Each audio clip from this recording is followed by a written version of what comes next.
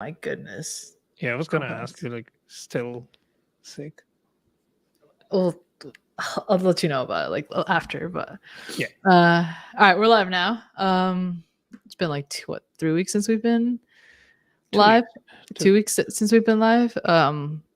Yeah, I think we Right only up missed one Sunday. right off the bat, one thing I wanted to discuss, because I got this question on YouTube and Instagram, is how do I install Linux or practice Linux related things if I don't have a spare computer?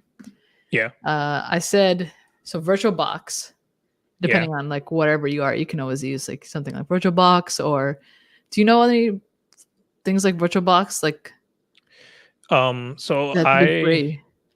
usually recommend Hyper-V if you have Windows 10 Education or Pro license, and Mhm. I didn't know that was a limitation because so when I was in like studying, we got like I think 2 licenses from Institute, and I have Mhm. been using that since then. And I didn't know like Windows 10 home version doesn't include Hyper-V functionality, which Mhm. is weird, but I guess it's part of like Pro licensing thing. But yeah, VirtualBox is my go-to if I cannot get Hyper-V to work. Um, Hyper-V, the reason why I like it is because it's pretty straightforward and it's like built in, right? It's really it has that Windows kind of feel to it. So it's Mhm. not something that you have to like figure out, oh, I want to increase like the storage size, right? I want to Mhm. change I want to mount a CD onto my virtual machine. It's easy because it's Mhm. like click drop, pretty easy. But yeah, VirtualBox, I've had some good experience with that. Um, I don't recommend like I personally don't like VMware Player, or I think Yeah. something like that. They call it Player. Yeah. WSL is good. It's not fully fledged. With Windows 11 you can get it because I'm running like graphical Kali Linux now Mhm. and graphical With Ubuntu WSL. with WSL. Mhm. It's seamless. The reason is because it can access my core Your drive. hardware. Mhm. Yeah, the exact way how Windows is accessing it. Whereas VirtualBox, you can, I think, allocate some resources to it. Mhm. And it's choppy. But yeah, WSL 2, especially with Dude. GUI, is like, Dude, WSL, people don't understand how impactful of a tool that is going to be for Windows for years. Like it's going to oh transform what yeah, new Windows is now into like a proper like development machine. yeah, Windows, if you have a desktop, I don't know why you wouldn't want to use Windows if you were a developer, in my opinion. mm, But laptops, you still can't find a Windows laptop that beats Alpha here. That beats Mac. like a Mac. You can't. Tell me wrong. What's Um, up, Alf? I don't know. Hey, Alf. I'm Tell jealous me a now. Windows. He's wearing a reinvent hoodie. And I'm like, Tell me a Windows laptop that is better than the experience of a MacBook Pro. Current not at the MacBook same Pro. price. Not at the same price. But if you get a completely specced out Dell XPS, How much is that? Like I I had it for work. I don't know. I still you don't didn't think like it? that there is. It's not that I don't like it. I just think that there. Like honestly, I have changed my mind after getting the new MacBook Pro. I was like, oh, Windows is totally fine, but honestly, it really is like so much. Like there are a couple of things. Like just think about Homebrew. Like Homebrew, like there is Uh, chocolate. There is I'm chocolate. not gonna go into like package management because I mean, it's a simple it's hard example, to but beat, it's right? Yeah. yeah, only just that is like already is like just such a different But experience. that's so apart from drivers, I love Linux. If But you have drivers is got a it, massive thing, yeah, dude. but if you have got it working and like nothing breaks for like a year, Until you have to it's update. packages and like everything else is so easy. Um, security updates are easy. Like you don't have to restart oftentimes, right? Like Windows. Dude, And I don't Windows know. updates, I'm so scared. Windows updates, whenever my computer says there is an update, especially with Windows 11, I've seen like 3 times seen the blue screen of death. And I'm like, please, I don't want to reinstall Windows 10 again. But isn't it the same as saying if you don't consider that they don't win anything and really like Manchester United? I get it. Okay. I think Windows with WinGet and then with WSL2 improvements, I think it'll get there. It's getting way better, has so much potential. But the thing is, like a laptop, I don't know, like the latest Surface, like the one that has like the screen that pops out a little. Have you seen it? I've heard that I have really seen good. it. I have not like used it as a laptop. I saw Scott Hanselman do a bunch of videos on it. Looks pretty sick. Yeah, I saw it on like in the Best Buy, and I'm like, they're like, we don't have any available. This is just for display, and I'm like, how are you gonna sell this because you don't have any? But Lenovo's X1 Carbon is also really good, and this is only in terms to like power that I'm talking. Like it can get close to the M1 experience, I believe, especially with power. I'm not talking about the experience that you would have as a developer on like package management and like setting up your environment. But yeah, me personally, I use WSL to even with my Visual Studio Code because it's so easy. I think the question is also like, well, when you say you want to practice Linux, like, well, what does that mean? Like, do you want to practice Linux administration, server admin, or do you want to just do commands? Because if it's just commands, like with Mac Terminal, I think it's like the F shell is like the default. Like you can get by like practicing a lot of that. Yeah, you can do most of the things that are available on Linux. So you can do it with like the iTerm, like any terminal on Mac. Or you can get a WSL on Windows. Like you can practice Linux or whatever system you have. Like it doesn't matter. Like it's commands. And then if you want to do more Linux specific things, then you actually need the Linux machine or with WSL maybe. Especially if you're in like you're also learning cloud and you also want to learn Linux, just get a VM in the cloud. Yeah, but that's gonna be there isn't like a free option. There is. Oh, there are. You get free tier, right? On all clouds? Oh yeah. Yeah. Completely free? Completely free up to a certain point. Yeah. No, for example, the EC2 as the T2 micro that is $750 750 hours, hours, which basically means it's a whole month running the entire time. Yeah, and you can stop that, like if you're learning, right? But that's like 750 per month, so it's basically saying it's it's a free machine. Yeah, yeah, I get your point. But yeah, I was saying, so you could have that. Azure has 12-month free if you have a new account on certain machine type, like certain VM types. GCP does that too. I guess the only hesitation to say like, because I mean sometimes I'm quick to say like just deploy one in the cloud, but like that means you need an account, you need a credit card, all those kinds of things. Whereas like using something like WSL or VirtualBox or like even your terminal. Yeah, the only reason I'm recommending someone a VM in the cloud is if their like own machine is not powerful enough to run a VirtualBox on top of their own operating system, which in certain cases is very true. Like everybody doesn't have access to like mighty tower. Yeah, absolutely. All right, so I would say those are a couple of decent options for someone. I had another question here. Someone asked about platforms. I think we've spoken about this before. Platforms that give you like your own sandbox as part of their subscription. So like A Cloud Guru, for example. Oh, you mean training platforms? Mm-hmm. Like what do we use and what's our experience with those? Linux Academy, I miss them. But yeah, since they were acquired by Cloud Guru, which was acquired by Pluralsight, I don't know what's happening. Yeah, no idea. But yeah, for Microsoft, it's a straightforward answer. It's Microsoft Learn. It gets you a sandbox environment and up to 10 sandbox environments, I think. you can set up within a certain period. I just don't remember if it's a day or month, which is free, and you don't have to put any credit card, anything like that. I Microsoft don't. Learn. Yeah, Microsoft Learn. I don't know if anything is comparable to that in AWS or GCP world.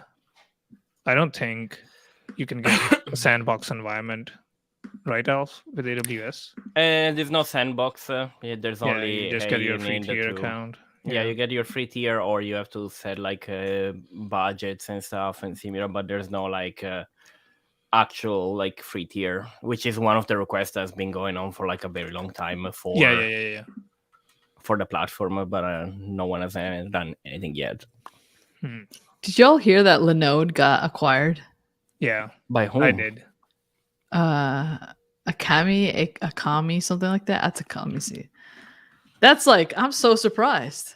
I mean, they've been private for like a very, very long time. 2003 founded, and they've been just like steady. I feel like they have a really, really like popular, no, like a not cult following. What's it, like a solid community that backs them, like loves them? Yeah, because it's very, very good. It's a very solid server provider and stuff. And it's pretty cheap or been pretty there reliable. Quite a while now. Like, I know some of the platforms for like, I don't want to say, some kind of indie developers has been DigitalOcean and Linode because of the money factor, especially if you're working on your like side projects and stuff, because it's like straight $5 per month. You get access to this machine and it's all yours. And yeah, Linode has been quite popular in that space. There's like, what was it, like 900 million or something like that? I think so. Yeah, $900 million. They have 11 like 11 or 12 data centers. Yeah. So, oh yeah, and I have used their platform. Like it's oh, you know what I used? They used to have like this marketplace where you could just directly click on it and launch like Nextcloud into it or something like that. It was fantastic. You could do that for like, I know they had like WordPress, they had MySQL, one click they deploy. had one click Minecraft server. That company that acquired them, I've never heard of it before. Yeah. Akamai. Yeah. They have been in edge computing business for over 20 years. So who? Akamai. Yeah. Jeez.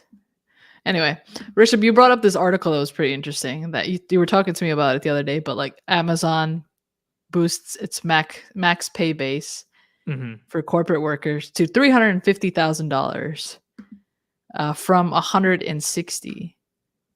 Just base. Just base. Yeah. Yeah. So that does include like stock, bonuses, and all that kind of stuff. So long. Yeah, it's been long too. But yeah, we'll jump into the depth of this. But yeah, go ahead, Gwen. Freaking all right. So I'm just looking at it. So yeah, previous was 160K, but when was the last time I feel like 160K is so low. Yeah, 160, because the thing is that like Amazon has worked a lot with like one of their leadership principles and stuff is all about having like the investment, like making sure that the compensation is look forward to the company instead of like being like the short term. And so a lot of people will like, if you have like goals that are very short term, you would like potentially undermine long term just to achieve the short term goal and get the bonus, but then you are in a worse position for like the long term. So might as well just make most of your pay in options that get like in bonuses that like appreciate as the like the stocks appreciate, so that you're more incentivized of having like long term growth. Yeah, and I think so they have been playing with their equity and bonus options a lot. Like the engineers and people that are working at AWS, at least AWS, that I've talked to, like, were happy. It's not like they were not. It's just that the base salary was really less when you compare it to similar roles at different big tech companies. And in order to compete, especially now, and I think this article was a good discussion point just because what we talked about in the previous one, like the hiring market is so hot right now. People like are quitting and switching jobs just to like make a high cut, right? Yeah. I think it was long due on like Amazon's part to increase that base salary. At least I feel like that. I honestly think it's like it's time a little bit for like a lot of not only company. It makes sense Oh for yeah. for people to begin with to actually start changing and looking for other jobs because the market is there for like almost every position, like except for like the like we had the discussion a couple of weeks ago about like how it can be more complicated for like junior people. Yeah.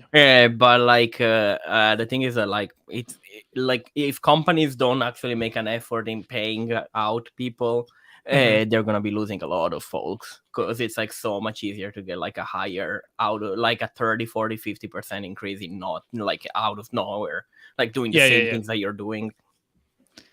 I saw I think I saw someone tweet that like if you have like 5 years tech experience in the current market, you literally hold all the power to just make an insane amount of money. I saw a tweet. I wish I like saved it somewhere.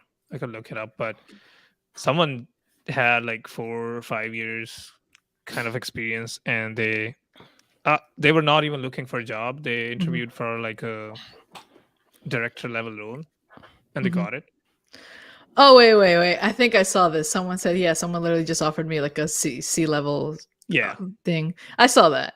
Yeah. So part of me is like, I don't know how true that is. Not gonna like tell this person's lie, but you know, Twitter people on Twitter just like to say things. But that's freak. Is the market really that wild?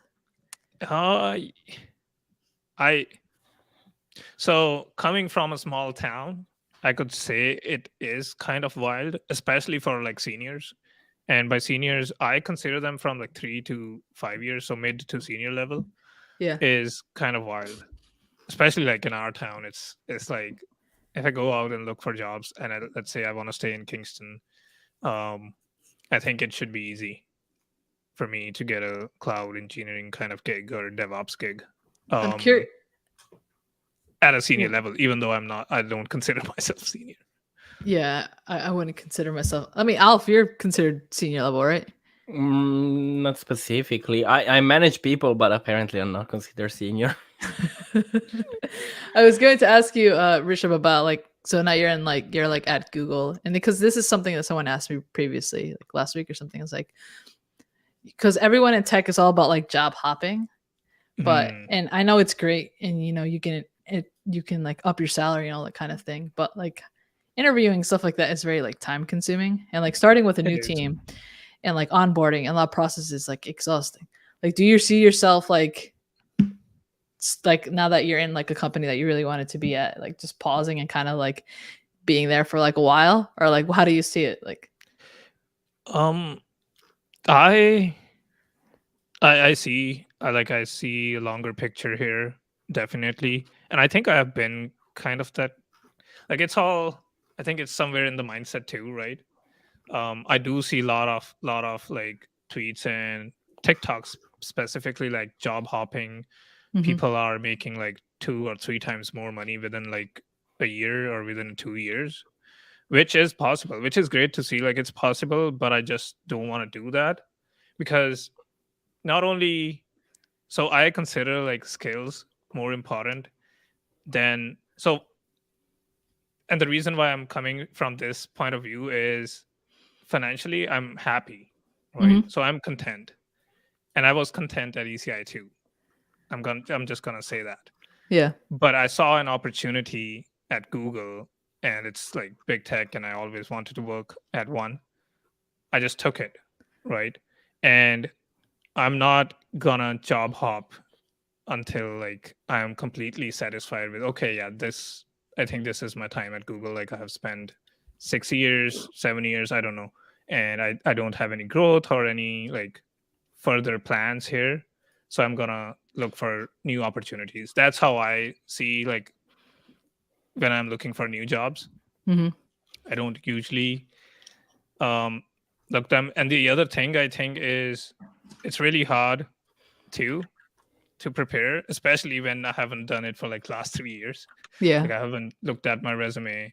I haven't updated my LinkedIn. I haven't like brushed up my interviewing skills and stuff, because that's a different skill in it, right? You could be doing like cloud architecting or system design for like 2 years, and you still are left out because of how technology has evolved, and interviews are just too much, especially at like big tech. I know, Gwen, you might have gone through the same thing with Microsoft, right? I mean, the way I see it is I spent like since I was 18 until 27 job hop to an extent, job hopping, moving around from retail to help desk, sysadmin, all these kinds of things. And it was, and that time just for me feels like I've learned a lot, but it feels like a complete blur. And now that I'm at where I've wanted to be at for like my entire career, essentially, I'm going to stick, like I've always said, I'm long Microsoft. I'm here until I retire. I'm here until that stock is like millions and millions of dollars, because you get like that in big tech, especially if you stay on it for years and years, right? I'm very happy here. And then my goal essentially is to like, become like great in my role as like a good I can. And then if I get tired of it, move to another role, whatever it might be.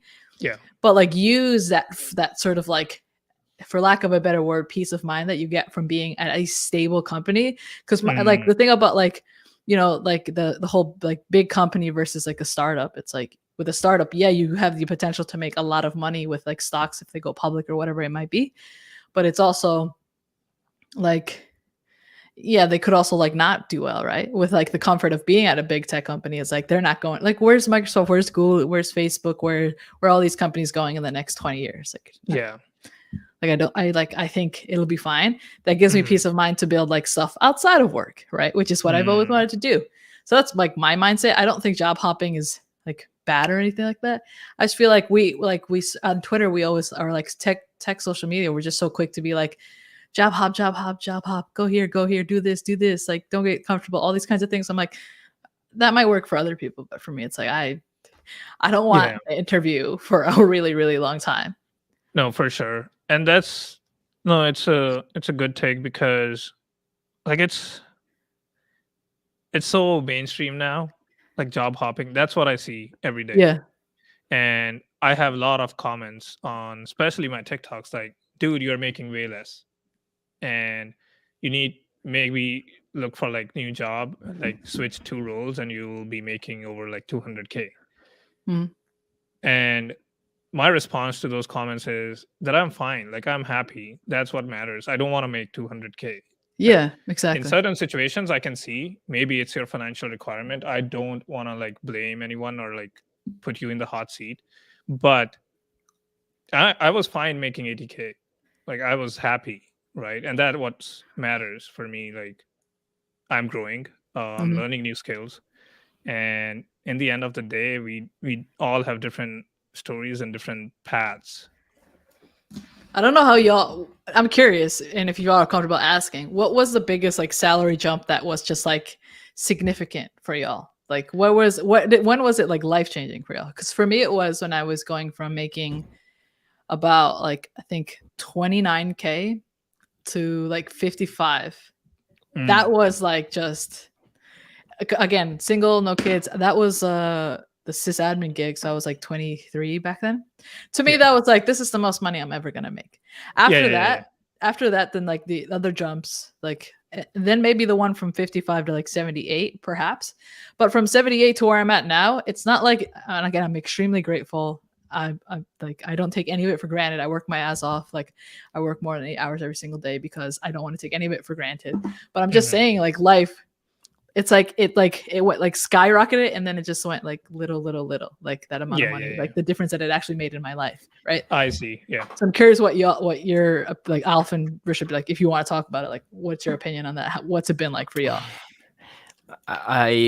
My thing is that like I went from my first job, which was the one before this one, to this one, and it didn't increase that much. Like my first job out of my master, I was making 86,000. And then I switched up to 110. So, and like it's not where I want to be exactly, but it's like there wasn't like so much of an increase. I kind of, there was because I moved to New York, and the only reason why I really kind of feel like I would like a little bit different is because living in New York is a little bit more expensive because it's a different thing. I'm not single. I have like I'm married, a dog, for like family and stuff. So that's like just a tiny bit extra like kind of requirements. But it's just like I feel like there is the opportunity because it's the like the salary is not like the for what I do is not in line with the New York salary. I see. So that's why. But that's oh well. You went from school, so like grad school, to making 86K. Like your first job was 86. First job out of college, basically. Wow. I was paid in internships and stuff, but the first job that I got was actually full time, and I think it was 86. That was in Philadelphia, Philly, right? Okay, yeah. Wow. Okay, cool. Richard, what about you? I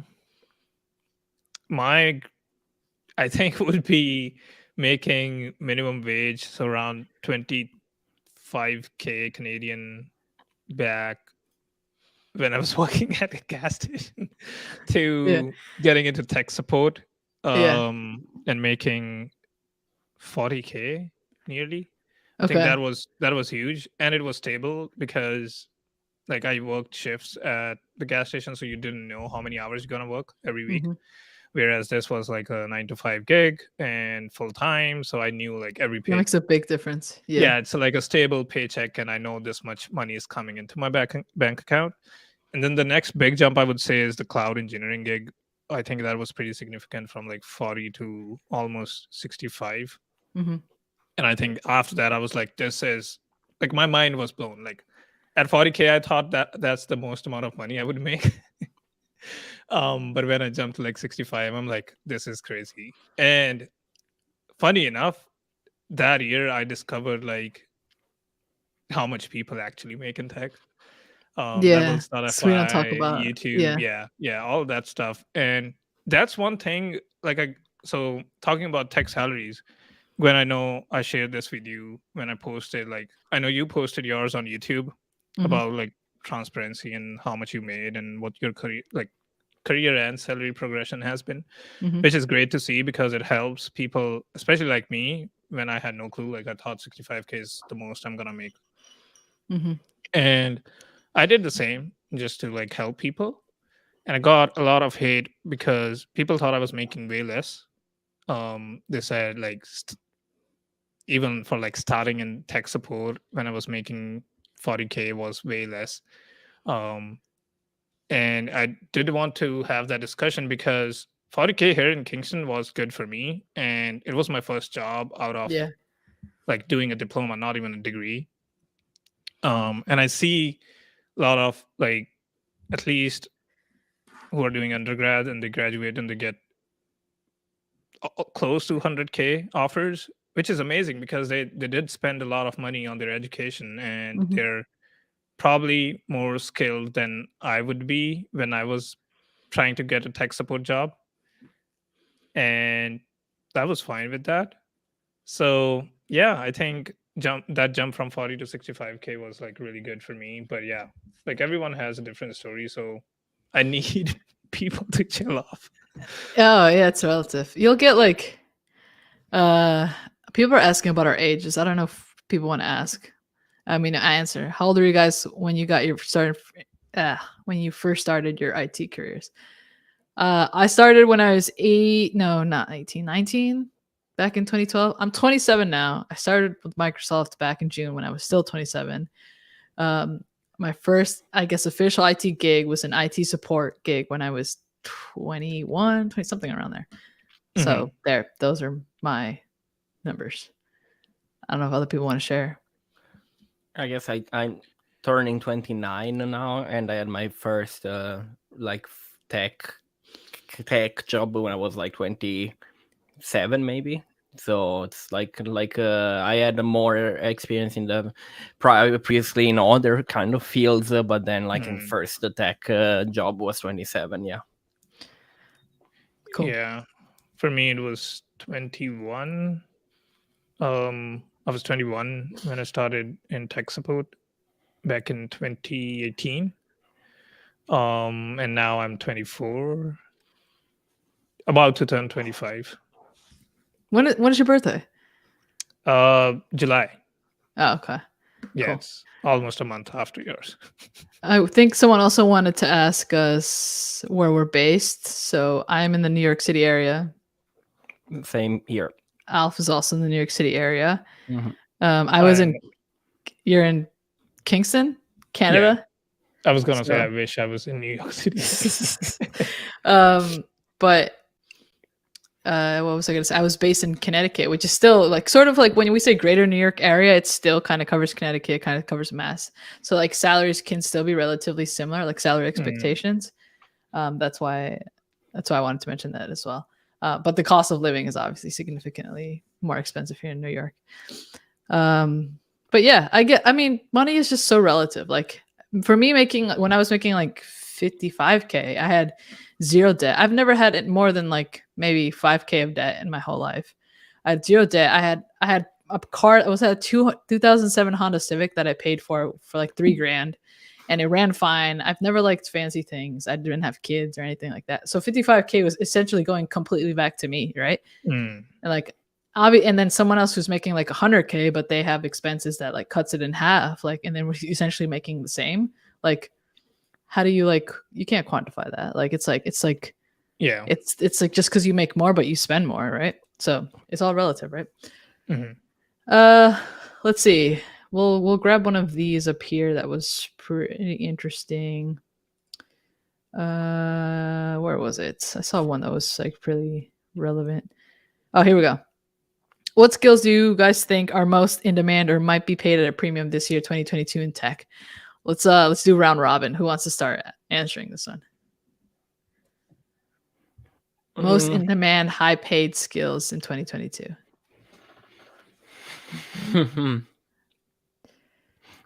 Yeah, that's interesting. There's it's such a broad question. The problem is like if you don't have a niche, there is a skill per niche.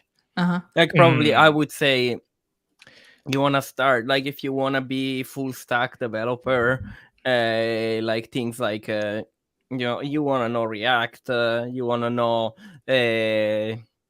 TypeScript, obviously, like you want to know like JavaScript clearly.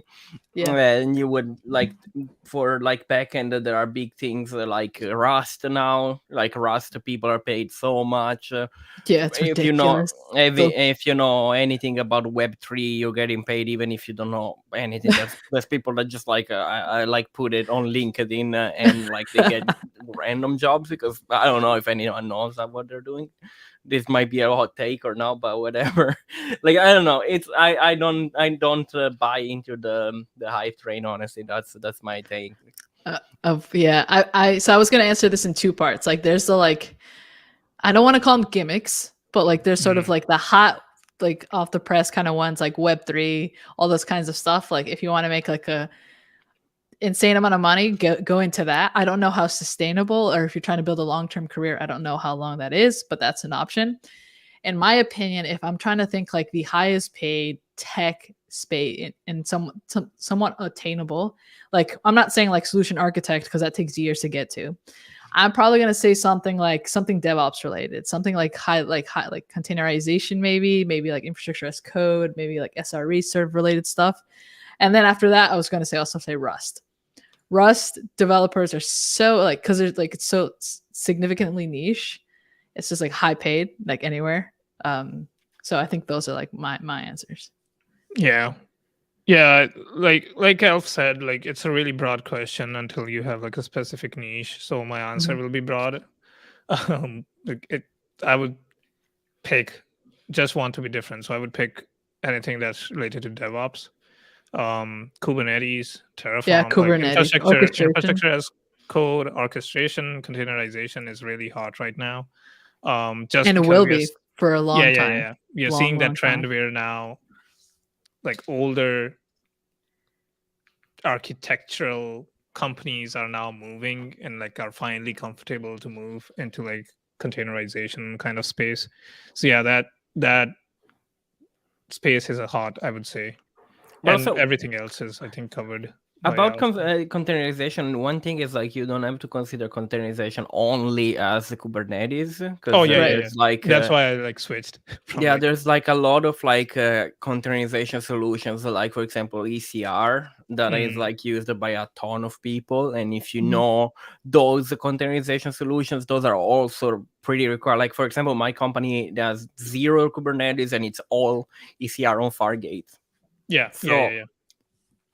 it's like there's a lot of flavors for all of the words, like concepts that we're talking about, Yeah, and absolutely. again, the usual question that might be like not satisfying at all to hear is like it depends on depends. when you Yeah, are. it depends. Depends on when you are, because for example, if I were to look for Kubernetes in New York, probably I can find a lot. In Philadelphia, you can find probably less. Like if I were to find in Philadelphia and I go like to my company saying that I know ECR, they would be very happy because they run everything on ECR. But if I were to go and say I know mostly Kubernetes, they wouldn't be happy. So it depends on the companies, it depends on the location, it depends on the types of jobs that are around you. Absolutely. Yeah, I mean, maybe like a safe answer would be to say something as broad as like DevOps, but it's just like highly, because there's even companies like when we think like entry level, like small to mid sized companies, and probably even larger ones that don't do any DevOps at all. Like they'll barely have like Git, you know. So yeah, I guess it's a hard question to answer, and it sucks to say it depends, but hey, we tried. Let me see here. Oh, here's a good one. Are you all working full-time remote, or do you have local offices that you're starting to be expected to come back to? Full-time remote forever. I am full-time remote, but I live 8 blocks from the office, and I go into it on my own. Like I started to go like 2 to 3 days a week because I'm just tired of being home. And I think we're doing like I think they're trying to take like a hybrid approach or something like that. But I don't think the expectation is for everyone to be back all the time ever again. What about you, Rishabh? Yeah, for me it's remote right now, but there's like optional reopening of offices end of this month, which is nice to see. And then for me it will be in April because that's when I'm moving to Waterloo where the office is. So yeah, but I think I'm looking forward to go back to the office. Absolutely. I Yeah. miss it. I miss the free coffee and the free snacks. Mhm. Let me see here. Great question. Do you guys think Kubernetes is finally maturing enough into just being Kubernetes as a service? So most people won't actually be building like Kates, but just managing AKS, EKS, GKS. I think so. Yeah, I think so too. Like I saw this happen because so for us, and this is my old gig, we had no containerization, and then finally the decision was made. So it's better, it's revolutionary, right? And then the decision was made that we won't be like managing anything. We'll either go with EKS or GKS because those are like our go-to platforms, and we had devs that are like and engineers that were already familiar with the platform. So yeah, I think yeah, Well, it's those will also be really like popular.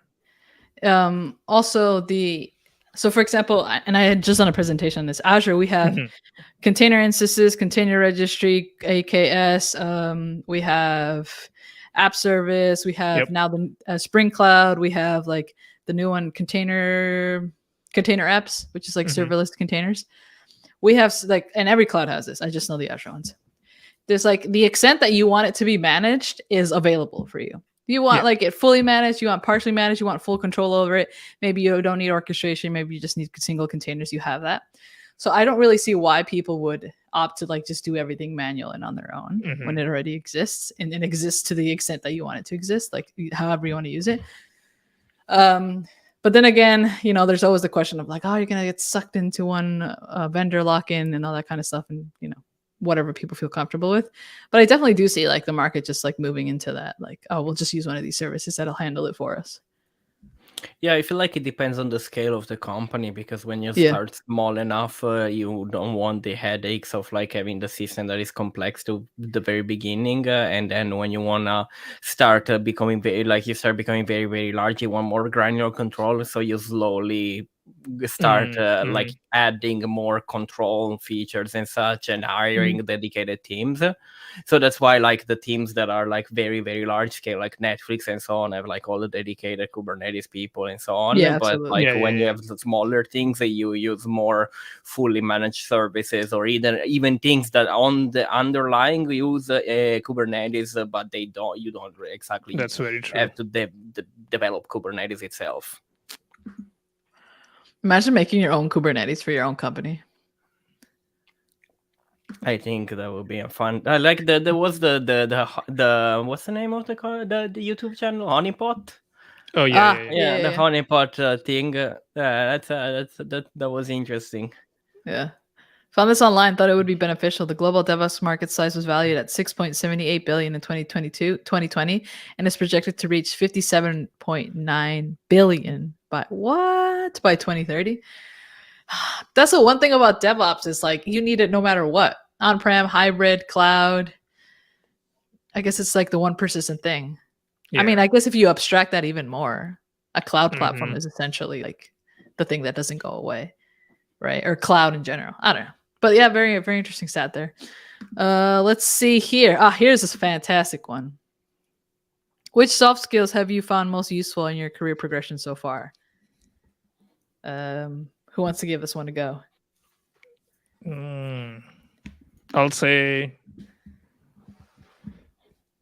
communication and patience. And by communication, I just don't mean like communicating, like just be good at what you're trying to say and make sure the other person understands it is like hands down the best skill to have. And just having that, I think you need to understand too, like if the other person is getting what you're saying, right? So it's and that's why I hate working remote, because I can't see those physical cues of like facial expression or like how people are standing and stuff to see if they're getting what I'm trying to say, right? But yeah, patience too. It played a huge role in my career. I don't know. How about you guys?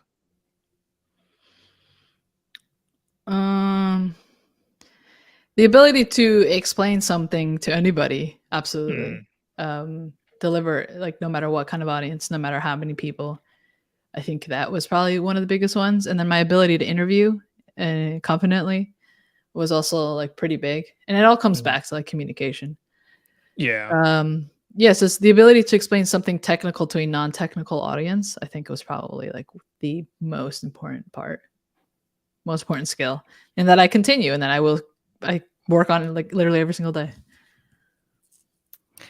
For me, it's kind of it's not exactly communication, but for me, it's like I would say improv, which is an interesting. It's not exactly like it's not like pulling stuff out of your ass, but like being able to actually piece things together in a pretty snappy way instead of having to like the thing is that having conversations where you can kind of take from a bucket of previous knowledge that you have and being able to connect them in a pretty fast way, independent of whether it's technical or non-technical, just even being able to make like logical connections.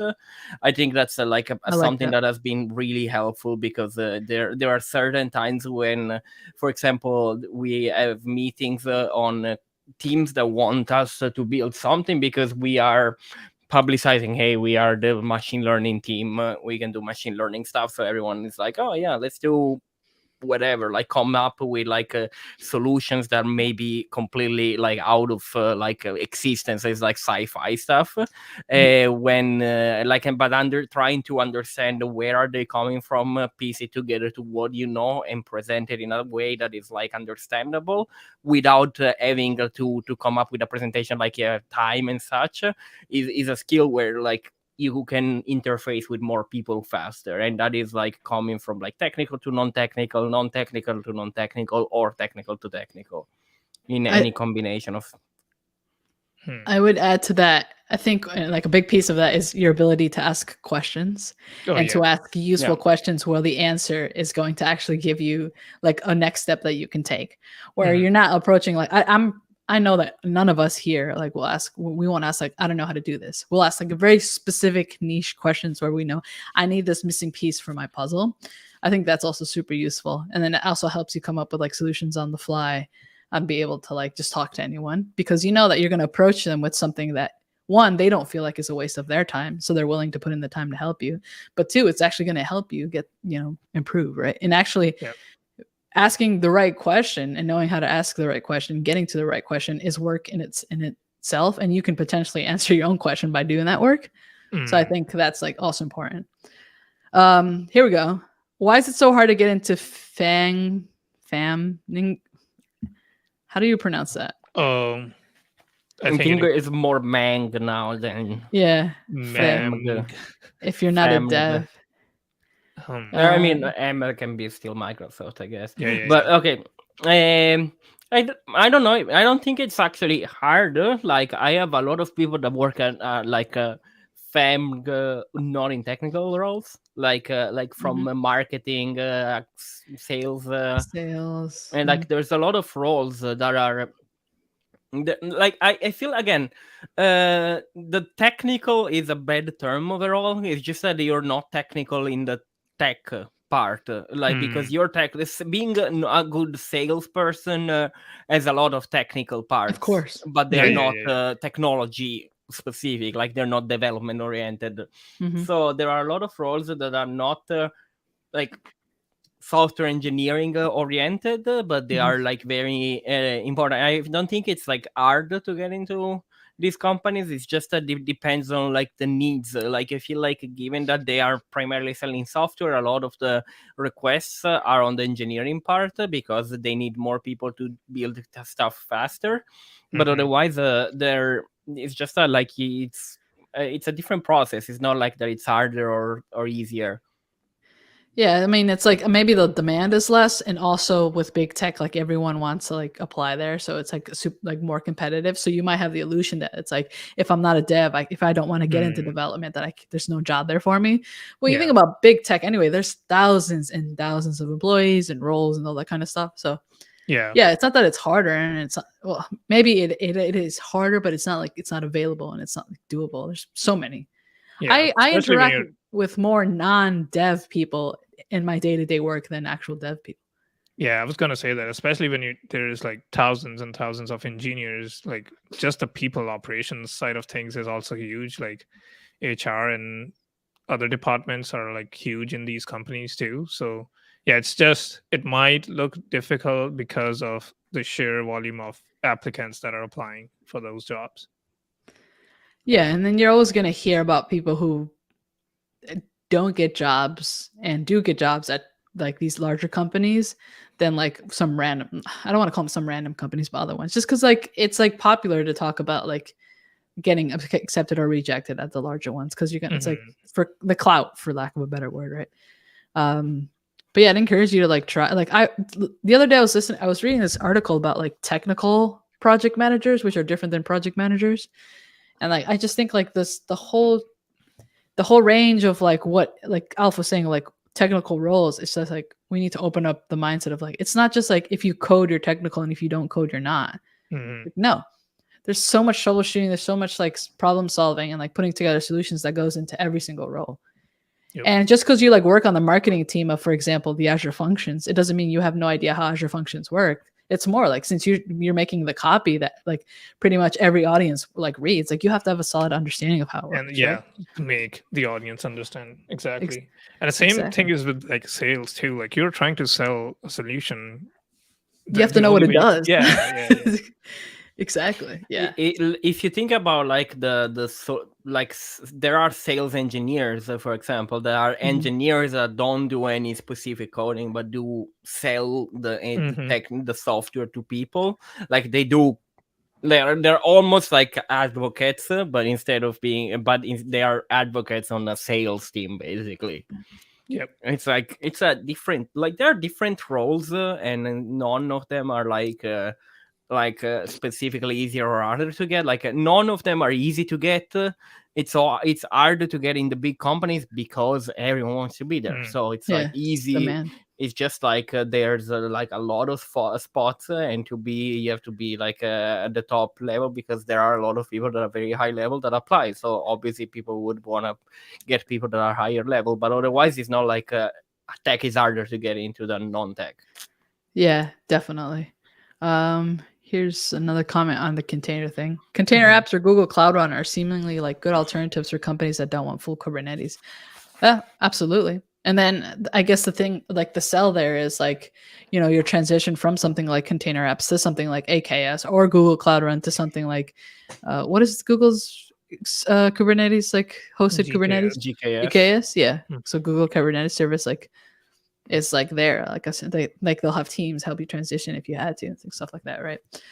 Isn't it GKE? Yeah, Google Kubernetes Engine. Kubernetes Engine, yeah. Yeah, very cool. Let's see. Here we go. Do you all see Kubernetes only admins at your jobs, or are they encompassed into general DevOps roles? How valuable would it be a CKA be to prospective employers, generally speaking? CKA, I'm assuming, is it the certification? Kubernetes certified administrator. Yeah. Is it multi-option, multi-choice, no, or is it? It's lab based. Oh, cool. Yeah, so that it's one of the best in terms of like all CKA certificates are like that, right? Yeah, they're all like lab based, and they are they're the best one because they are like the least the hardest to cheat basically.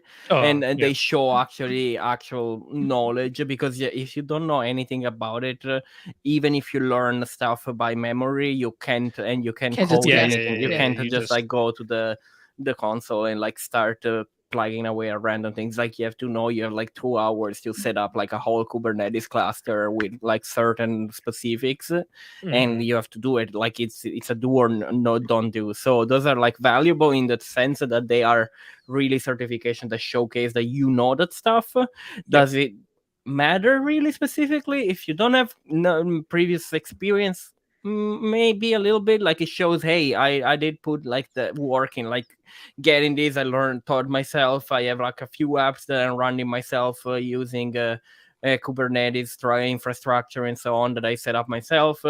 I don't have like exact like I don't have like previous like working experience in Kubernetes, but I believe that like within certification and a bunch of other things, I can fill a role for like at least an entry level. There doesn't exist a Kubernetes entry level really, but for that DevOps role that works with Kubernetes, I can do that. So it would be valuable, sure. Like it doesn't, you need it? No, you don't need it. Like it's not gonna be like guarantee you anything either. It doesn't guarantee anything. Doesn't hurt. Doesn't. But it doesn't like. It's not the key to the rest of the puzzle. But you could use it as like an accountability thing, because I see a lot of people doing that, because like it's hard to study, very I hard. guess. Yeah. It's extremely if you don't complex. have something, right? But yeah, I personally haven't seen different roles. They're called DevOps engineer, especially within my team. There were DevOps engineers. I think 5 of them like were proficient in Kubernetes, whereas I was not. Like I didn't know a thing about Kubernetes. But yeah, I haven't seen like a separate role. I don't see separate roles either. I'm curious. I'll poke into this week. I'll ask like the teams at Microsoft, see what they do. But I like in general, I just see like it's under DevOps or SRE or something like that. SRE, yeah. What's curious about that certification is I feel like it's like, because you're going to be given a scenario. So I would envision like once you take it and you pass, like you immediately go somewhere and just write down everything that you do remember. And then you can like talk about like that being essentially a hands-on project that you did, right? And you can say like, hey, I was given 2 hours to put this together. I did this approach. I had this difficulties. It ended up working this way. This didn't work. And you have essentially a scenario that you can talk to in a resume. And that's like in like an interview as well. And that's like unique because I don't think any other certification, like, what are you going to say? Like, oh, I studied this question. Like, no one cares about that, right? But the fact that you actually had to build something to pass the certification, I think that's fantastic. I wish all of them moved more towards that kind of model. So that's why I'm a little bit more like leaning towards like I think it would be worth your time. It doesn't guarantee you anything, but I would absolutely think if like out of all the certifications that you wanted to take, this would be definitely up there and like, oh, maybe prioritize this one. But Like again, if it you're doesn't really thinking about getting a certification, probably that's Yeah, the most if you're leaning towards money this one. worth. Yeah, and I think it's really helpful for like DevOps more than like something like I don't know, like some AWS DevOps one or something like that. Should you learn containers first or Kubernetes? Containers. Like it's like saying, should I learn to run first or walk? Or stand up? That's like, really good way to put it. Kubernetes is an orchestrator for containers. If you don't know containers, you can't orchestrate them. Yeah, and then there's like you can become an absolute expert at containers and know nothing about orchestration too. Yeah, exactly. Yeah. Nothing about like that's it. Like you know how to make sure every service inside of a container and how to like build them and all your images and stuff like that work well, and then you hand it off to someone who does the orchestration. And you also don't have to be like the person, an absolute expert in containers to work with like the orchestration part, because there's like it's sort of like a gray area where one goes into the other, right? Because like they both have to know of each other. But yeah, like you would definitely need to have a solid understanding of why you would use, because like imagine not knowing why you would use containers and trying to get into Kubernetes. Like definitely not. It's sort of like, so I see like when you talk like front end, when you're like, do you need to know JavaScript before you learn React? Jumping into React, yeah. I feel like with there you can't give like a solid answer, or can you? I think honestly, yes. Like you have to learn JavaScript before you learn React. You don't have to learn every single aspect of JavaScript, but you need to know JavaScript. It's like, again, it's the type of thing where one is foundational to the other because they are built for each other. Like a React is built on top of JavaScript and it's a JavaScript library. So if you don't know how to use JavaScript, you definitely can't learn React on its own, because like a lot of like you need to write JavaScript in. And I see like I would say it's true to some extent.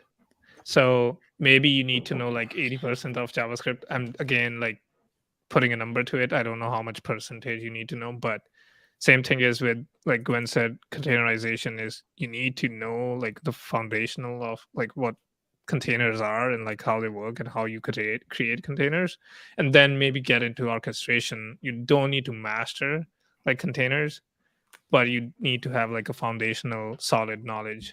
I have this question. So what if I was an expert at a different language? And then I wanted to pick up React. Do I still need to know JavaScript? I mean, do I still need to do basics? Absolutely. Like the thing is that you can't like separate the two, because React is a JavaScript library. So if you don't know JavaScript, how can you know React? Like there's no way of like it's not like it's like like an SDK, something like I don't know, like the Twilio API or something, that there are like SDKs for each package. If I know, like maybe I can do it in another language or something. It's like it's literally you can only write React if you know JavaScript. So unless you know, like, and again, you don't have to do a lot, like both. You just have to understand the syntax, and you just have to understand a few concepts of React, which if you know another language is gonna be extremely easy. You can pick it up extremely fast. But the thing is, you still have to know how to write JavaScript in and of itself, because you need to write JavaScript to write React. Can you learn JavaScript by looking at a React project? Like, can you essentially learn them both as you go? Yeah, I would say so. Yeah, I Yeah. think I think I did that, honestly.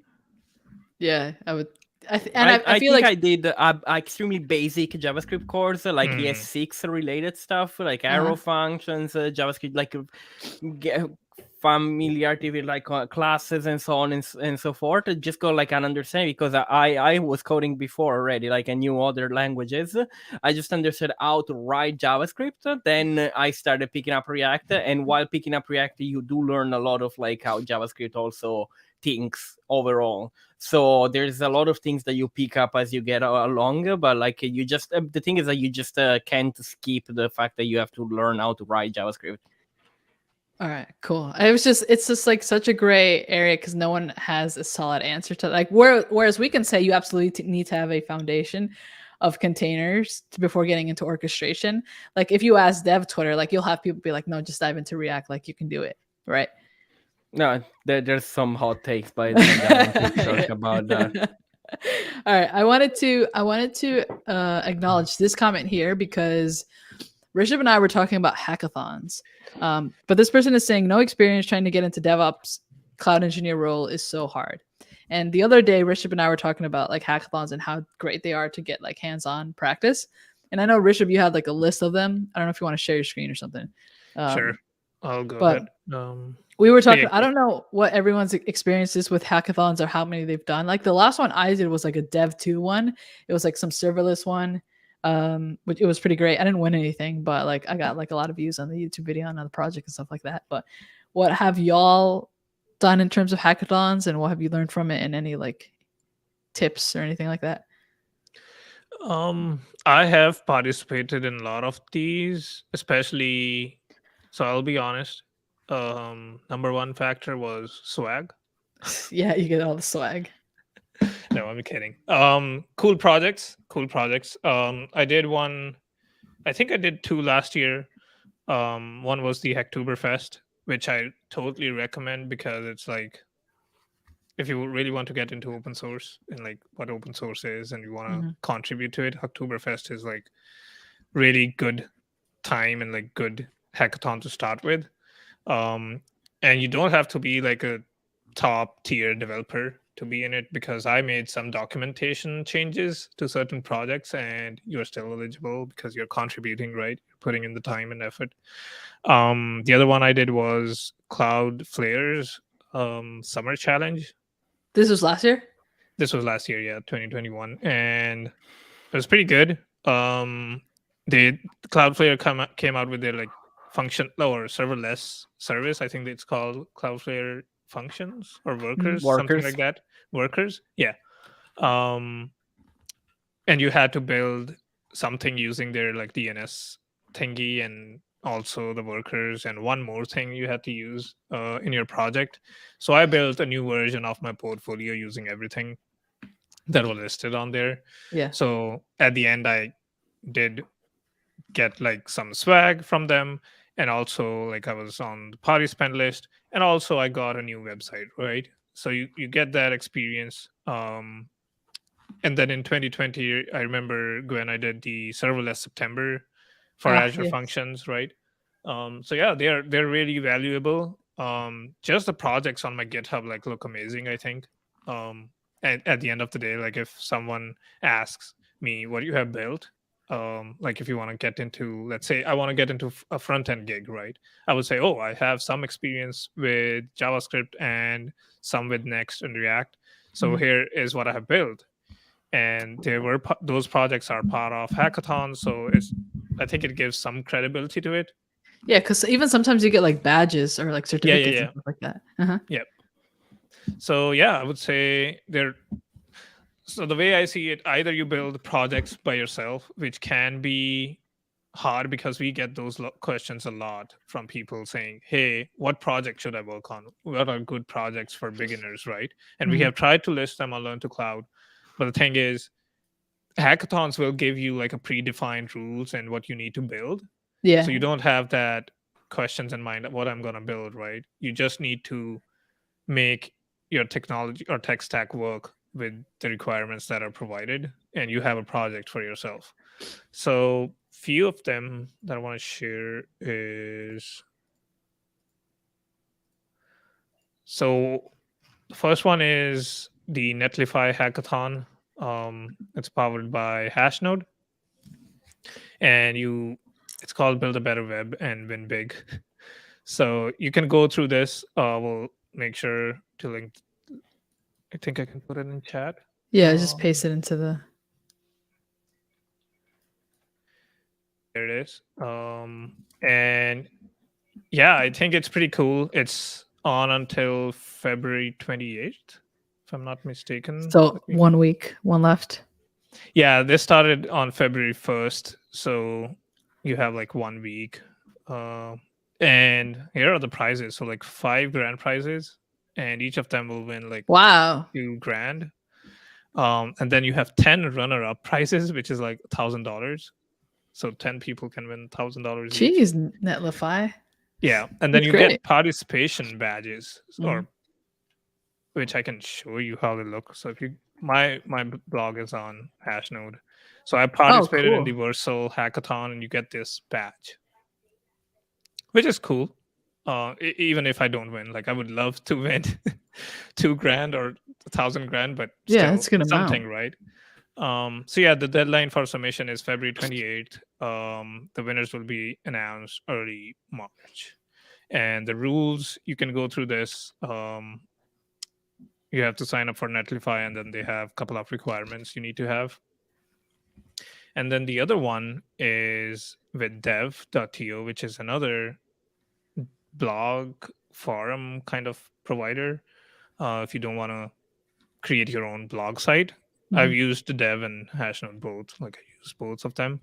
And this one is with the Microsoft Azure. So you'll be learning some cloud. And this one has a longer, like you have, I think, March 8th. Yeah. 3 weeks from now, which is, I think, gives you an ample of time. But yeah, I think you have to explore Microsoft Azure. Like, I don't know what.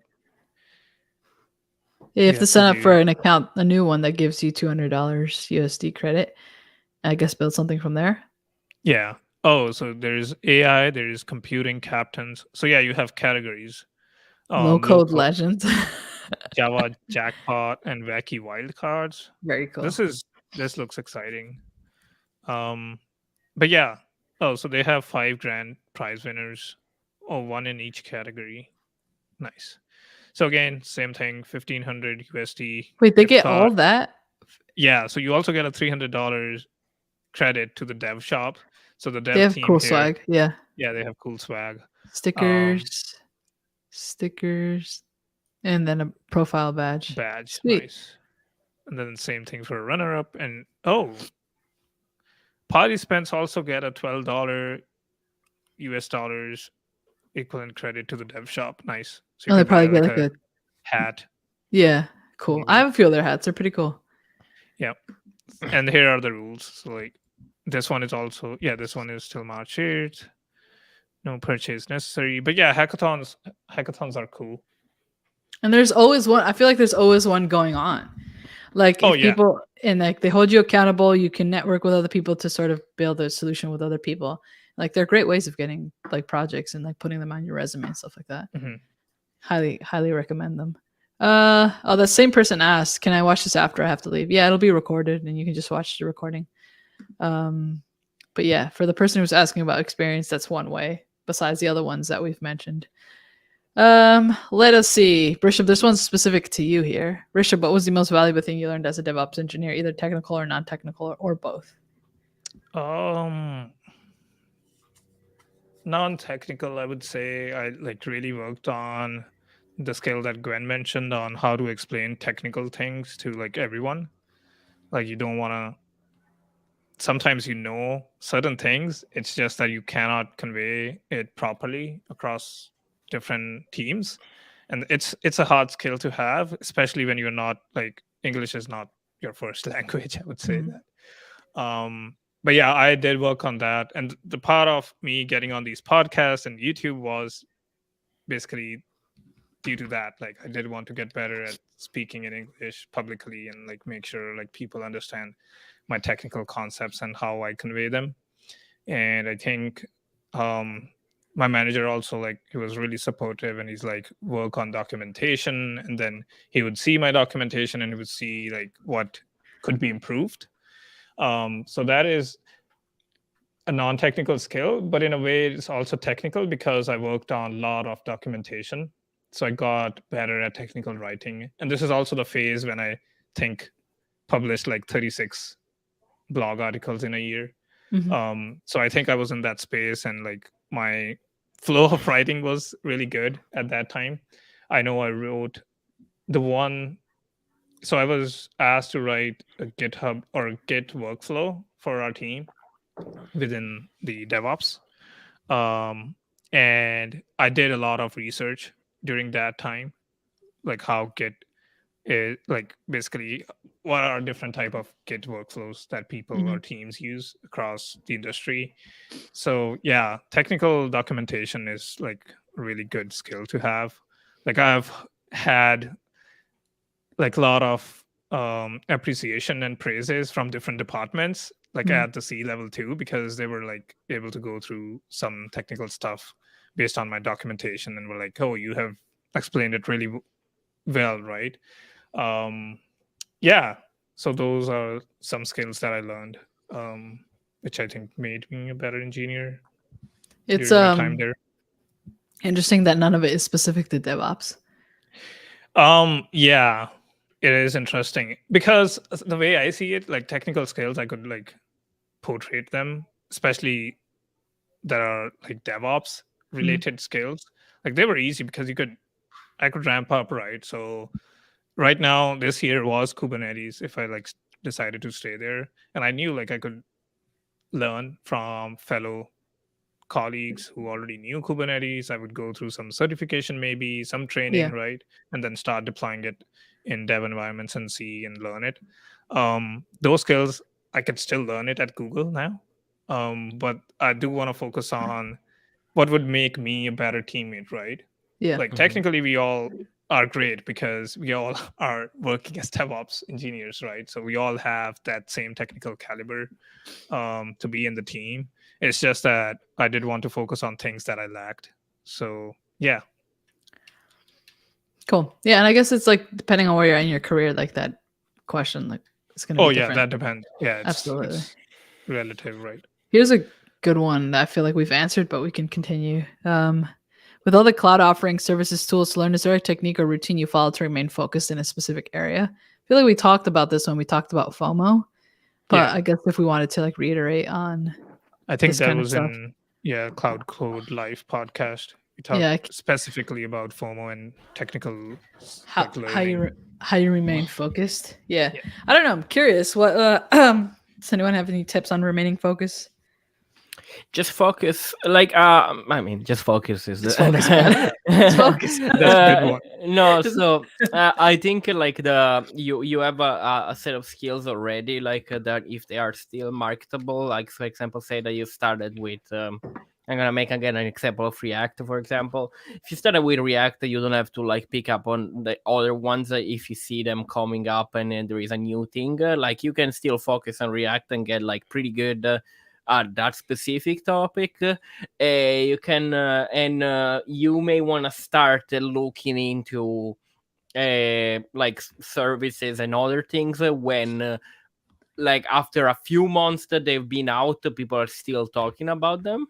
Maybe it's a sign that there's something that is like starting to become like a new like used consistently tool. So if someone like if after a year that has been released, the people are still very hyped about it. Like for example, Svelte is an example I can come up with because a lot of people are seeing a lot of value in Svelte because it kind of reduces a lot of like the modern JavaScript framework to like JavaScript fundamentals, and a lot of people are really liking it, and there is like a lot of investment from large companies like Vercel, for example. So that is something that could be interesting to learn if you're interested in web development and so on. Like Rust is another thing that like it's tools to learn, like but as soon as something comes out, it's not like the key thing that you have to learn. Like it doesn't, FOMO it sets in a way when there's like a lot of people that are starting using it pretty extensively. Those are great examples. The Rust one is like like solid because Rust has been around for like, I don't want to say a while compared to other languages, but like a couple, I think like maybe 10 years or so. But like it's not until like lately, maybe the past 2 or 3 years, that people have been like that. This is the tool to learn. And for like my experience, I've been aware of it for a while. I just never thought of like, oh, it's something I really want to look into until like this year. But yeah, I like that thought of like, just because something is new and out there, and just it's so easy for us to like learn about new things, especially if you're on tech Twitter. I guess one is like, never take your advice from tech Twitter, because everything is like the new thing. Everything is like you have to learn this. Literally, quit your job right now and come learn here. Like everyone's gonna tell you that. I like to like set like maybe like a theme for the year. So this year is like cloud native. It's like for me, it's containers, it's orchestration, it's like serverless. Essentially, those three things. Like that's where I want to focus on this year. Whenever I want to like, and since I set that theme, I haven't really had anything want to pull me in any other kind of direction. So I don't know, just kind of like set something and like create like a learning path or whatever it is that you want to use, and kind of just like keep to it. Because when you think about it, like if you spend a year sort of learning something, like are you really falling that behind if you don't pick up the next newest thing? If you like spend a year like becoming an expert in like the things that you set on, and then like the next year maybe you're open up to other ideas, like are you really losing that much if you don't hop on like the whatever current popular thing is on? Like I've been seeing a lot of like micro front ends. Like I know Alf, you mentioned this like a couple months ago, but lately I've been seeing like, I could see how like a web developer would be like, oh, I have to go into like micro front ends and stuff like that. Whereas like maybe they might even completely skip like microservices and go into like micro front ends and stuff like that. I don't know. Micro front ends, I don't think it's like really a big it's gonna be a big thing maybe later, like, but right now it's like it's an interesting thing, but it's like just not there yet, I think. Yeah, let things take the test of time. Allow yourself to do that, right? Because like there's plenty of other people who are gonna hop on the like whatever bandwagon and figure out if it's worth it or not for them. But it doesn't have to be you always. Sometimes it might be you. Like I think when I took up like I started looking into like working with serverless and Azure Functions 2-3 years ago, that was like everyone saw me at my company like serverless is never going to be a thing. Like it's like cute, but like for production high like level kind of things. But like now that I knew back then, I was like, this is just something that I want to give a try. And ever since then, I've still been like sort of dedicated to learning it, and it's worked out. But like before that, I was pretty set on like .NET and stuff like that, which has been around for like at that point like 17 years or such, right? So it's like allow things to take the test of time. Don't always hop on the new shiny thing, and give yourself a theme and sort of like stick with it. Yeah. I don't know, Rishabh, if you have anything to add. No, I just follow Gwen, whatever she's doing for the year. I'm just kidding. But yeah, no, great insights. I know Gwen gave an advice in the FOMO episode too, where she said if there is something that she thinks is significant enough, she makes her knowledgeable about it. So like she'll go ahead and read about, let's say, Web3, right? So she will go ahead and read about in articles or books maybe, but she won't hop on and start developing in Web3. And that is great advice, because you want to stay up to date and see what like tech is doing and where tech is going. But at the same time, you have like certain goals that are already in place, and you do want to focus on those first. But I think that's very important to say. Like you don't have to be like to be up to date doesn't mean to be proficient. Oh yeah, absolutely. Like it's like I can know, for example, I am aware of what Spring Boot is, for example. Like I can write anything in Spring Boot or Java for that reason? No, I will. For the life of me, I will stay away from Java as much as I can. Like I will never write a line of Java in my entire life, and like that's a decision I made. Like that's like I live with that. Doesn't mean I live with it every day. Yeah. Like I wake up and I say I'm not gonna write Java, and go to bed and say last thought in my head is like I'm never gonna write Java. Like I'm gonna say good night, Lucy, good night, wife, and then I'm gonna say I'm never gonna write Java. It's like that's usually my process at night. But like, I mean, it doesn't mean that I'm not aware. Like, it doesn't mean that I don't know like what it is, and if it's something that eventually is like not Java specifically because of what I just said, but like if I know that it's something that eventually might be starting to get interesting, eventually I might start looking into it more. But I look into it to have the knowledge of what it is, but it doesn't Yeah. mean that I have to be proficient or like know how to do it. I think, and I think as we've been in the field for a few years now, we understand that it is much more important for us to have the ability to learn something than to be absolute experts in everything. And the only way that you gain the ability to learn something is if you stick with something and you really like just get confused, you make mistakes, you like fight through it, you learn how you learn essentially, and then you can apply that same framework across anything else that you're trying to learn, trying to pick up, upskill, whatever it might be. But if you don't give yourself that time and space to do that, just to really focus, to really have hours and hours of deep work with something, then it's essentially you're just pulling yourself in a million directions and you're not going to become like really great at something, right? So yeah, it's like, Alf chose to like not learn Java. I chose to like, I don't want to do JavaScript. I almost fell into it like earlier this year, but then I'm like, no. And then I like found my way back to like a happier place. No JavaScript for me. I'm sure Rishabh has something like that. He's like, this is just something I don't want to learn. But if you just know about things and be aware to an extent where you could, like if someone brings it up, like, what they're talking about, that's very important. But outside of that, like everyone has like their niche and things like that. Yeah. All right, let's see. They want to know your salary, Rishabh. Rishab's been getting roasted about his salary on TikTok. A lot. Yeah. And thank God. I haven't posted my Google numbers yet, so it was still what I made in Devops, and they were like, dude, you're being robbed. Dude, you suck.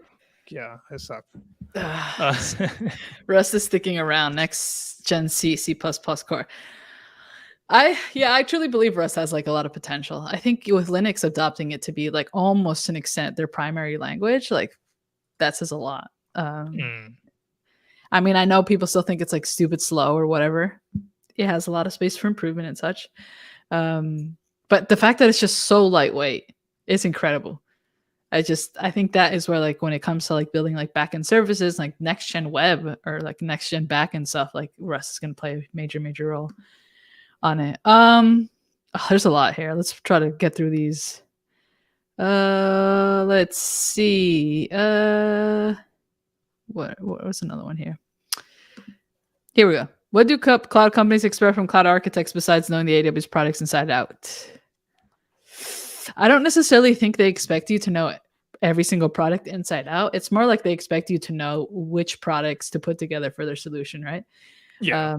You need to be, so I need to be like, hey, I need to build this very efficient big data processing thing that does, I don't know, collects stuff from IoT devices. Like, what do you recommend me use? You need to be the person who knows how to piece together, like build the blueprint, right? Does that mean you need to know every single AWS service inside out? Probably not. Does that mean that you need to be aware of every single AWS service? Like, probably. Like I mentioned, if you wanted to work with containers in Azure, you have like 6 or 7. Like, I need to be able to ask you like, hey, I have this situation with containers. What should I use? If I said I have this like single container, I want to be able to like deploy it straight from like any container registry. Like, what should I use? Like, you should be able to say you should use container instances or app service and like not recommend me something like Azure Kubernetes service, right? That's sort of what you need to be able to know as a cloud architect. And that just comes from like years and years of experience, really. I don't know if anyone else has any insight on this or the chat has any insight on this, but it's like one of the harder roles to land as entry level. Yeah. Yeah, for cloud architects, yeah, I think it's different. You need to know, like, it's the system design aspect of it. Like, you need to know how you would define a solution for a given problem, rather than knowing how the underlying service basically works, because it's different in every cloud provider, right? The way it works, but it's trying to solve the same problem. So that's what I would focus on.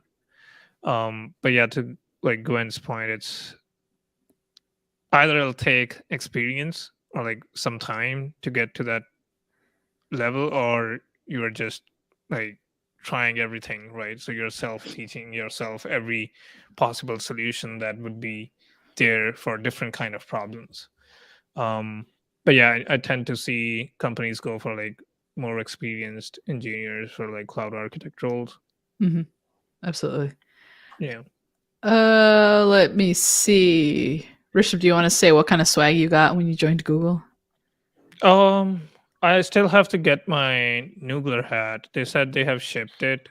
So this is the hat that has like a fan on top. Propeller. Propeller, yeah. Yeah. Thank you. Yeah, so I don't know. I think COVID is like just so I've seen like onboarding videos and stuff where when it was in person, like you would graduate from your onboarding and people like to Throw take it off up. hats and stuff, which is cool. But yeah, I don't know when I'll get it. But yeah, that's the only swag they said we will get for now. Yeah. You usually get them like year round. Different kind of like initiatives and events Yeah. that you would take part in, right? The swag doesn't stop, is what I'll say. Oh Like yeah. I started, I got like a North Face jacket. I got like a t-shirt, and then I got the Microsoft backpack. And then after that I get like t-shirts randomly. I'll get like mugs randomly. I'll get like phone stands, pens, coffee mugs, stuff like that, just randomly. It's like nonstop, really. Yeah, so I wouldn't necessarily know which one is better, but you just get a lot of it. Yeah. Yeah, and I'm sure AWS is very similar. Let me see here. Oh, they want to know about Rishabh. Did you get any degree in India? No. So I did my high school in India and then decided to move to Canada. Pretty much. That's the whole journey. Nice and simple. All right, so we've been like an hour and a half, so we can start wrapping up. If anyone wants to ask questions, like add them now, and we'll try to answer. This is the last one I wanted to bring up. I started learning cloud last year thanks to you guys from phase 0. Now start of phase 3. Wow. What's the one thing that you hate, dislike about in the cloud industry? That's a good question. I don't have an answer yet. I gotta think about it. Anyone have an answer on the top of their head? People debating about which cloud is best or better to learn. That's a good one. Yeah. Like they spend so much time just debating about, oh, should I learn AWS? Should I learn GCP? Or should I learn Azure? It's not worth the time of like just like it's good if you do like some research based on your like companies that you're interested in, maybe to apply, cities that you're looking for jobs at. But other than that, there's like they're trying to solve the same problem, right?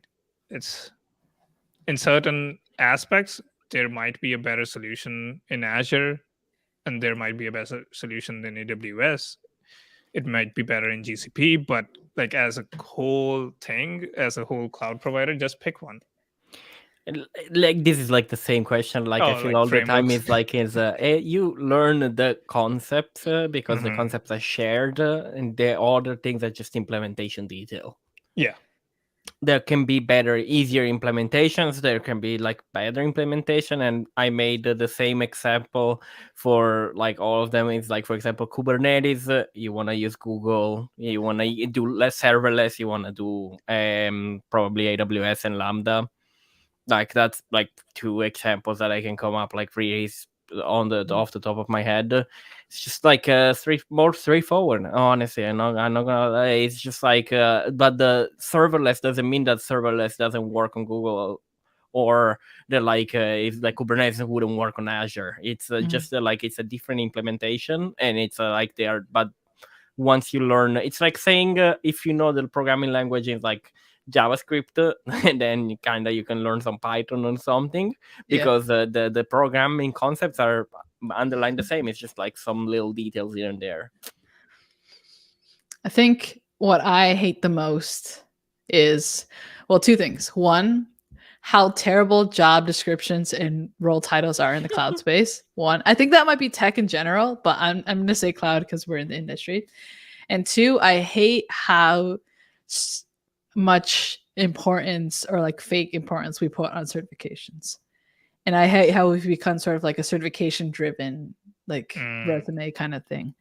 Like I like don't like that too. And there's a bunch of things, there's companies pushing certifications, there's like tech influencers that will push their like notes in their courses and stuff and tell you like you need absolute certifications and stuff like that.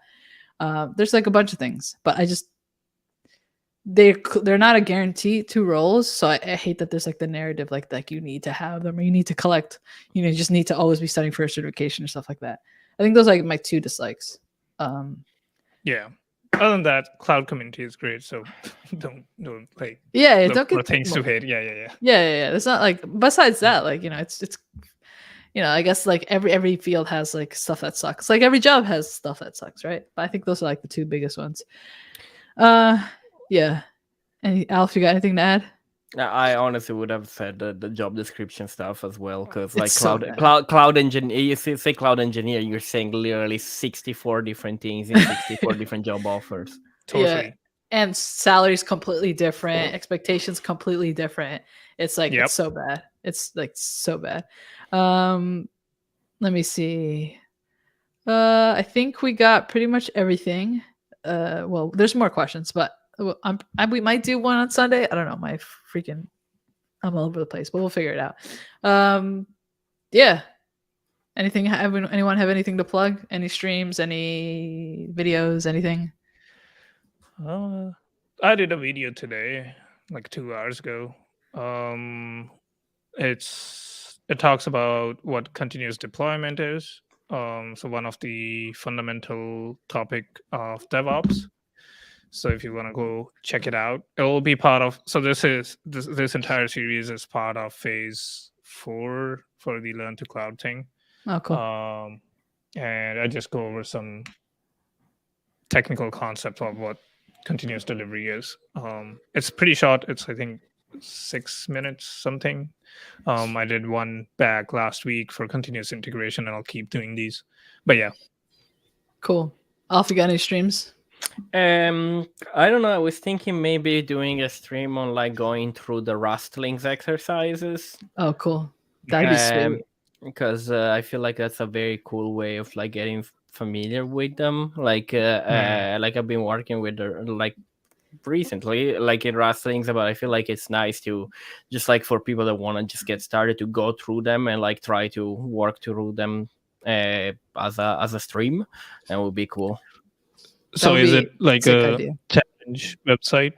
It's a program that you can download, and basically they give you a repo that has like a program that watches your files, and you can go through the files, and they have to pass the tests, and you learn all of the like fundamentals of Rust by just solving exercises in Rust. So it's like a very hands-on way of learning Rust, and it's very cool. Cool. You should totally do that. I'd love to watch that. And I think I think I saw someone do something similar, like one person. It's still extremely niche. I feel like people might be afraid to learn Rust. I think it's because everyone says that it's like very hard to like it's definitely much more complex as a language compared to like things like Go. I would say like Go is much more intuitive, but then Go has like their own its own little things, and I feel like just Rust has so much benefits. Eventually, like a lot of people is like once you get familiar enough with Rust, you wouldn't want to write into. That's what everyone says. Ever.